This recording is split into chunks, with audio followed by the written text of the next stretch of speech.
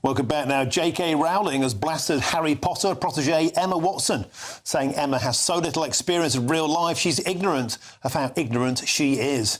Well, this comes after Watson and her former co-stars Daniel Radcliffe and Rupert Grint are vocal advocates for trans rights, and in the last 5 years have condemned Rowling's controversial comments. Well, they're not controversial, are they? That have been criticised as transphobic. Let's now speak with the podcaster, James Barr. James Barr, I think it's fair to say that JK Rowling utterly destroyed Emma Watson. What say you? Well, I don't think she did. She used the word ignorant twice, and that's not particularly talented use of the English language for an author. I think she could probably have done better than that, to be honest. And also, well, I guess in one way, I'm enjoying that she's finally picking on someone that isn't a trans person. That's refreshing.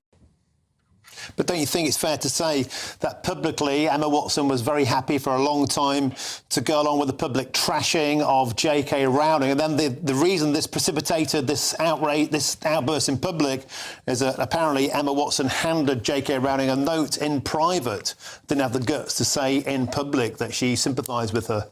Yeah, I think the note that she handed her said, you know, I hope you're okay, which is a fair enough thing to say. I don't think she's ever actually actively trashed JK Rowling publicly. I think she's used words of empathy and kindness towards her, but obviously said at the same time that she completely disagrees and that she stands with all witches, which is a completely okay thing to say. You are allowed to share your opinion. That's what you're doing right now. That's what I'm doing. And now JK Rowling has gone against all of the rules of feminism by literally attacking a woman and calling her ignorant. That, to me, seems very hypocritical for someone who is supposedly defending women's rights.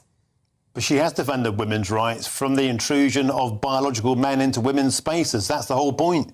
She believes that rape centres, homeless centres, prisons, hospital walls, and by the way, the law agrees with JK Rowling now, should be sacrosanct, should be women's only spaces. Well, I agree that women are also hugely oppressed by the patriarchy, and that of all the people in this country who are hurting women, it is mostly straight, cis men. And if you look at all the statistics of domestic abuse in this country and violence towards women and girls and rape and all of the other horrible things that we should talk about terrible, more. it's awful that you're cutting me off. It's not. The perpetrators of that, it's men. It's men that are causing those issues. Straight, white, cis men that are doing that to women. The majority so, in fact. So, obviously, I can't believe we're having this conversation again, and I can't believe you even want it, because I don't think this is an opinion you want to hear.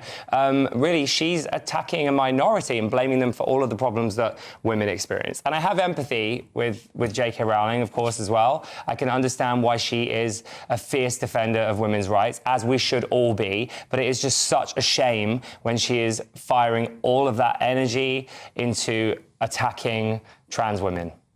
I don't think she is attacking trans women. If you're defending biological women and defending their integrity, their legality, their safety, then the two are mutually exclusive. Stay out of women's spaces. Now she's attacking Emma Watson for having an opinion that doesn't align with hers.